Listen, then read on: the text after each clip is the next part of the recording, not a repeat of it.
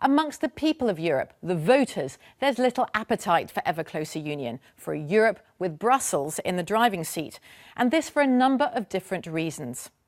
Take the EU's Nordic nations, for example, Finland, Denmark and Sweden. They have a strong sense of national identity and they don't want it diluted by Brussels. Denmark and Sweden, like the UK, have avoided joining the euro.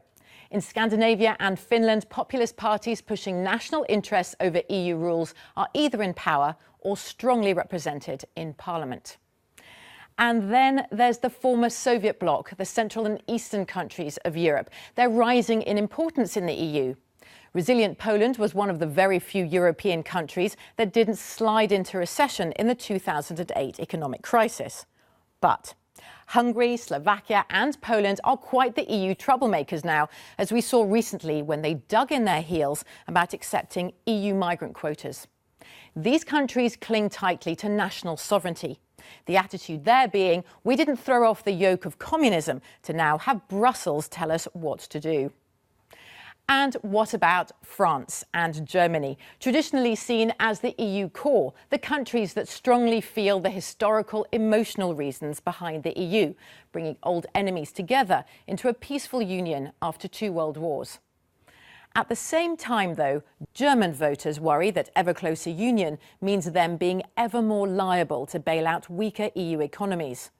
And France, well, it's a bit compliqué. French voters have a very strong Eurosceptic streak, whereas the traditional political class is very pro-EU. But, and it's a big but, French presidents love making a tricolore splash on the world stage, so don't expect them to hand over foreign policy to Brussels. As for Southern Europe, well, there's a lot of Euroscepticism here, with euro being the key word. In Spain, Italy and Greece, many voters blame the rules of the single currency and German austerity for their economic woes. There's added resentment towards Brussels in Greece and Italy over the migrant crisis. They feel the rest of the EU was quick to blame and slow to help them with the hundreds of thousands of migrants who arrived on their shores. So where are the fans, those in favour of federalism? Well, traditionally, they're thought to nestle here. Benelux, Belgium, Luxembourg and the Netherlands. But no. Voters in the Netherlands have grown increasingly Eurosceptic over the last decade or so. They felt their political leaders were dragging them too fast in the direction of federalist Europe, and they've slammed on the brakes. Euroscepticism has now spread across the EU, with voters reeling from the toxic combination of the euro crisis, plus the migrant crisis, plus terror and security fears.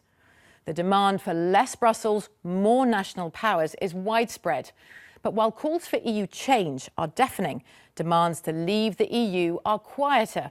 Across Europe, yes, people are increasingly Eurosceptic, but far fewer are banging on the EU door marked exit.